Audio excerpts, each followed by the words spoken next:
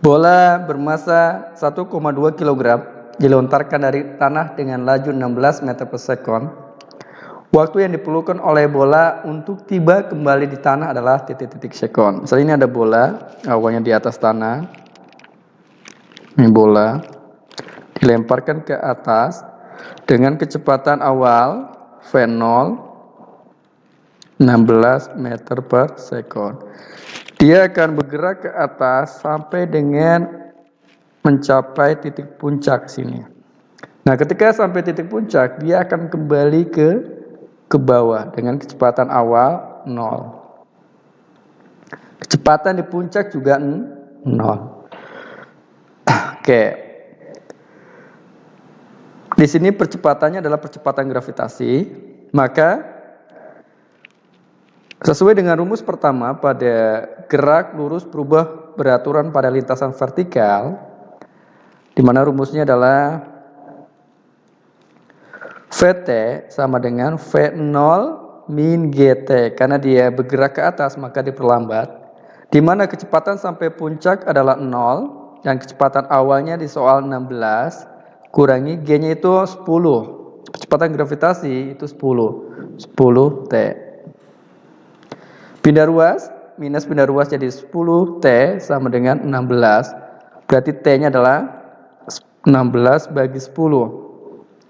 1,6 sekon. Jadi waktu sampai ke puncak adalah 1,6 sekon. Nah, waktu dari tanah sampai ke puncak 1,6, berarti waktu dari puncak sampai ke tanah, baik lagi ke tanah itu 1,6. Jadi waktu totalnya adalah 3,2 sekon. Atau kita buktikan saja.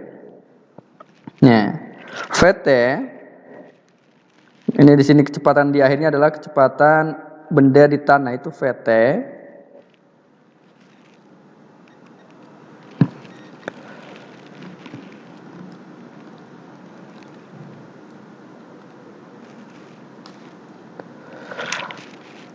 Vt sama dengan V0 plus Gt karena dia turun ke bawah.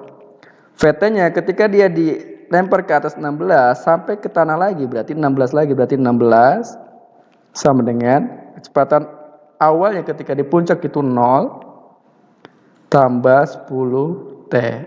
Berarti 16 sama dengan 10 T. Berarti T-nya adalah 16 bagi 10. 1,6 sekon. Jadi waktu totalnya T total 1,6 tambah 1,6 jadi 3,2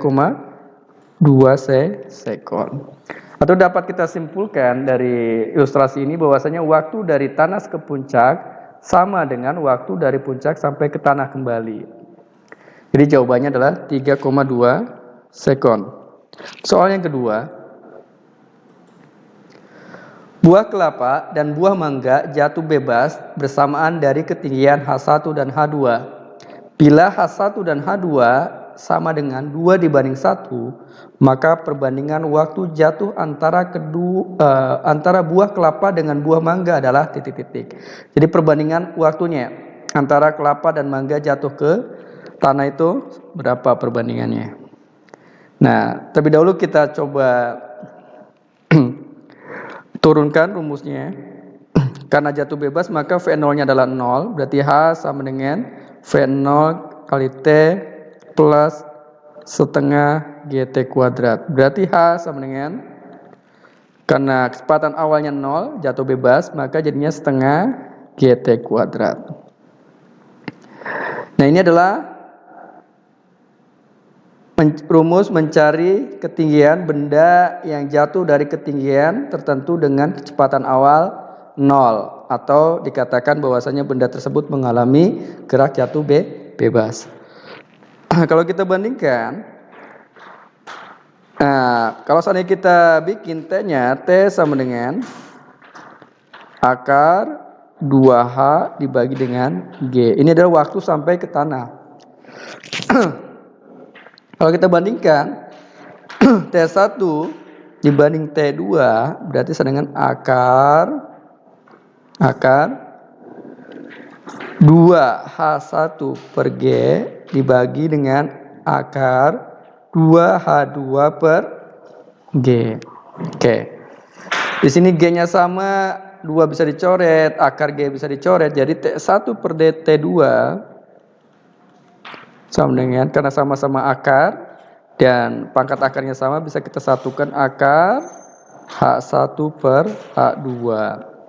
Berarti T1 dibanding T2 sama dengan akar H1-nya adalah, perbandingannya adalah 2. Berarti 2 per 1. Akar 2 tetap nggak bisa, tetap akar 2. Akar 1, 1. Jadi T1 dibanding T2 sama dengan akar 2 banding 1.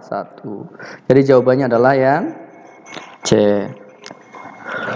Soal yang ketiga.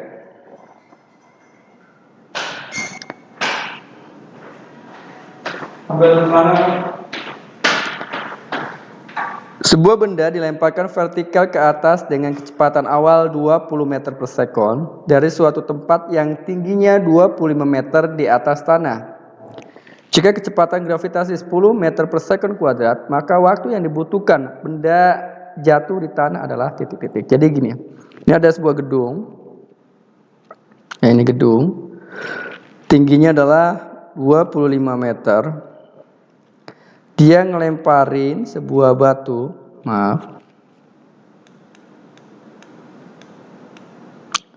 gedung tingginya 25 meter, melemparkan sebuah batu ke atas, ya, dengan kecepatan V0-nya adalah 20 meter per sekon. Dia nanti sampai ke atas sini. Nah, di sini nanti dia balik sampai dengan ke bawah. Waktu sampai tanah berapa? Ini pertanyaannya.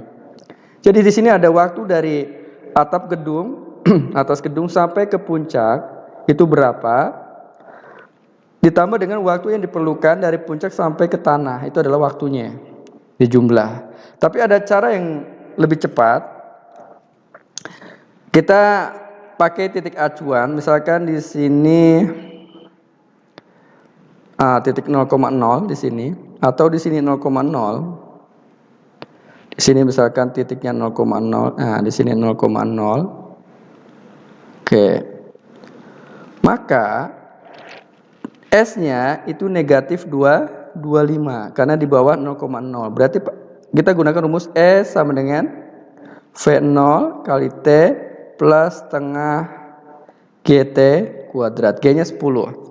S-nya berarti negatif 25. Sama dengan V0-nya adalah 20 kali T. T-nya nggak tahu karena yang ditanya. Nah, karena dia dilempar ke atas maka ini minus, diperlambat. Minus 5T kuadrat. Karena setengah dari 10 kan 5. Pindah ruas semua.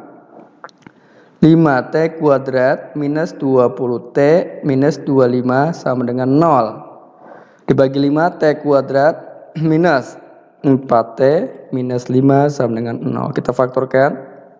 T sama dengan 0. 5 faktornya adalah 5 dan 1. Karena minus berarti salah satu harus plus dan satunya harus minus. Karena di sininya minus 4, maka yang minus harus minus 5. Karena minus 5 tambah 1 adalah minus 4. Berarti ini udah benar pemfaktorannya.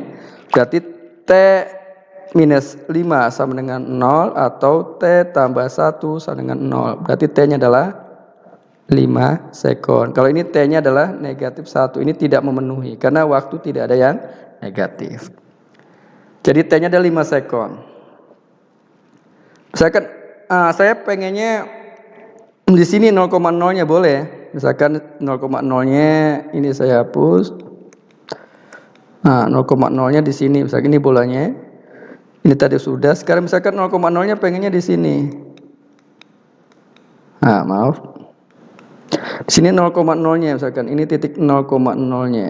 Berarti kalau 0,0-nya dia memiliki ketinggian awal. Berarti S sama dengan ini saya bikin di sini ya kan. Kalau 0,0-nya di situ berarti S sama dengan S0 ya plus V0 kali T min setengah GT kuadrat. Berarti 0. Kenapa S-nya 0? Karena nanti bendanya sampai di sini kembali. Berarti S-nya, S di sini adalah ketinggian akhirnya, berarti kan 0 karena bolanya sampai di tanah lagi. Berarti 0. S0-nya berarti 25 karena ketinggian awalnya kan 25. Kalau di sini 0,0 ketinggian awalnya itu adalah dari sini ke sini 25. Berarti 25 plus 16T min 5T kuadrat. Pindah ruas semua. 5T kuadrat minus 16T. Sorry, ini 20 ya, bukan 16. Nah, ini 20. Berarti ini 20T minus 25 sama dengan 0. T kuadrat minus 4T minus 5 sama dengan 0. Jadi sama dengan yang ini. Jadi T-nya adalah 5 sekon. Atau dengan cara yang lain bisa dengan cara kita cari waktunya dulu dari atap ini sampai ke puncak, nanti dapat T-nya. Terus dari puncak sampai ke tanah, nanti dapat T-nya tinggal dijumlah. Nanti hasilnya sama 5 sekon. Oke, soal berikutnya, soal nomor 4. Seorang anak jatuh bebas dari gedung setinggi 45 meter. 1 detik setelah anak jatuh dari tempat yang sama, tim penyelamat menjatuhkan diri dengan kecepatan V untuk mengejar anak tersebut. Jika G sama dengan 10 meter per sekon kuadrat dan percepatan tim penyelamat sama dengan percepatan anak, maka nilai minimal V adalah titik-titik sekon. Nah, berarti di sini percepatannya berarti sama percepatan anak kan percepatan gravitasi. Berarti percepatan penyelamat ya percepatannya adalah percepatan gravitasi. Nah, kita coba cari tahu dulu waktu misalnya gini, ini ada gedung. Ini gedung, ini tanahnya. Ini ada anak jatuh sampai ke bawah. Nah, berarti kita harus mencari tahu dulu waktu hendak menyentuh tanah tapi belum menyentuh tanah. Ini berapa waktunya? Ya, dengan ketinggian 45 meter. Oke. Sorry. 45 meter. Oke. Dan waktu si anak sampai ke tanah tapi belum menyentuh tanah, ketika hendak menyentuh tanah itu kita cari dengan rumus H sama dengan karena jatuh bebas berarti setengah GT kuadrat ya. Hanya berapa? 45. 5T kuadrat. Oke, berarti T kuadrat sama dengan 45 bagi 5 9. Berarti T-nya adalah plus minus 3, tapi yang positif yang kita ambil berarti 3 sekon. Jadi waktu yang dibutuhkan oleh anak dari jatuh hingga nyampe di tanah tapi belum menyentuh tanah itu 3 sekon. Berarti secara logika waktu yang diperlukan si penyelamat untuk bisa menyelamatkan si anak ini maksimal 2 sekon ya. Kenapa? Karena dia telat 1 sekon 1 detik. Oke, berarti kita pakai rumus H sama dengan V0 kali T plus setengah GT kuadrat. T-nya sama, berarti 45 sama dengan V0-nya yang dicari, V, T-nya adalah 2. Kenapa 2? Karena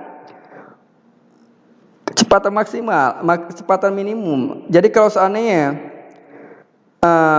waktu yang diperlukan si penyelamat kurang dari 2 sekon, yaitu lebih bagus lagi. Jadi belum menyentuh tanah udah diselamatkan. Makanya dikatakan kecepatan minimal karena kecepatan yang dimungkinkan ketika si anak hendak menyentuh tanah itu berapa? Ya, kecepatan yang diharapkan minimalnya berapa? Nanti kalau kecepatannya lebih dari yang kita cari itu berarti lebih bagus. Tambah setengah kali 10 berarti 5T kuadrat. 5 kali 2 berarti 4. 2 dikuadratkan 4. Berarti 45 sama dengan 2V tambah 20. Pindah ruas. 45 kurangi 20, 25. 25 sama dengan 2V. Berarti V-nya adalah 25 bagi 2. 12,5 meter per sekon. Jadi kecepatan minimum si penyelamat bisa menyelamatkan si anak ini itu ketika hendak akan menyentuh tanah. Nah, kalau seandainya nanti kecepatannya di atas 12,5, katakan 13 meter per sekon, maka sebelum menyentuh dia udah bisa menangkap duluan. Oke, saya harap semuanya bisa memahami ilustrasi ini. Kenapa pertanyaannya kecepatan minimum? Karena ya kecepatan minimum yang bisa menyelamatkan anak ini. Kalau seandainya lebih dari 12,5 itu lebih bagus. Kalau kecepatan maksimal yang nggak ada, makin cepat makin bagus. Makanya yang ditanyakan adalah kecepatan minimum. Oke, soal terakhir untuk pembahasan soal kali ini, ya, soal nomor 5. 2 detik setelah benda A jatuh bebas, disusul benda B jatuh bebas dari tempat yang sama dengan ketinggian 125 meter. Jika percepatan gravitasi jadi dari tempat yang sama dengan ketinggian 125 meter. Jika percepatan gravitasi 10 meter per sekon kuadrat, maka setelah 5 sekon sejak jatuhnya benda B, beda ketinggian kedua benda adalah titik-titik. Coba kita gambarkan dulu. Nah, ini tanah. Ini tingginya 125 meter. Ini benda yang jatuh duluan adalah benda A. Ini benda A jatuh. Benda A jatuh sampai sini nih. Ini benda A jatuh. Nah, berarti waktunya itu 5 sekon. Apakah 5 sekon udah sampai di tanah atau masih di atas tanah? Kita coba cek. H sama dengan, kepanjangan ini hanya. H sama dengan V0 kali T plus setengah GT kuadrat. V0 nya 0 karena jatuh bebas. Berarti H sama dengan V0 nya 0, jadi setengah kali 10 kali 5 kuadrat. Ini kan katanya benda A jatuh 5 menit. Maka setelah 5 sekon sejak jatuhnya benda B, beda ketinggian.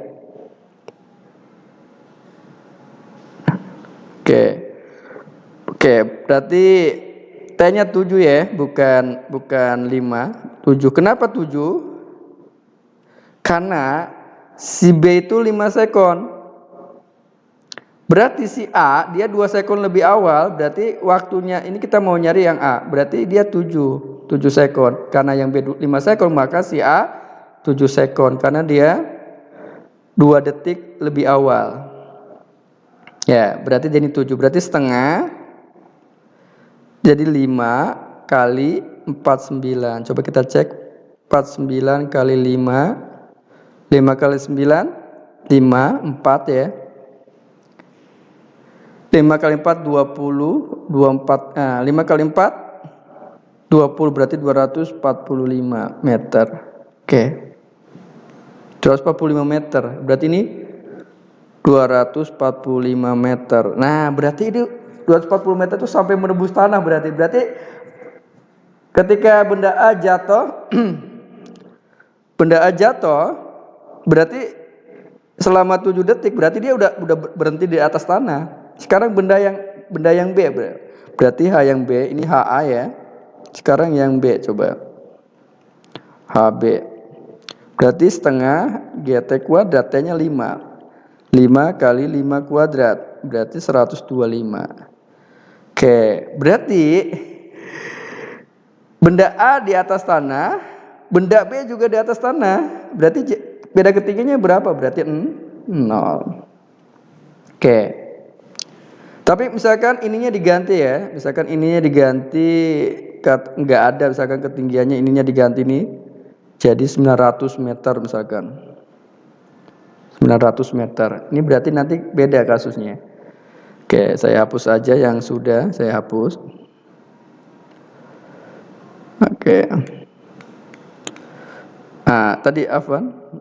Tadi ini berapa? Berarti HB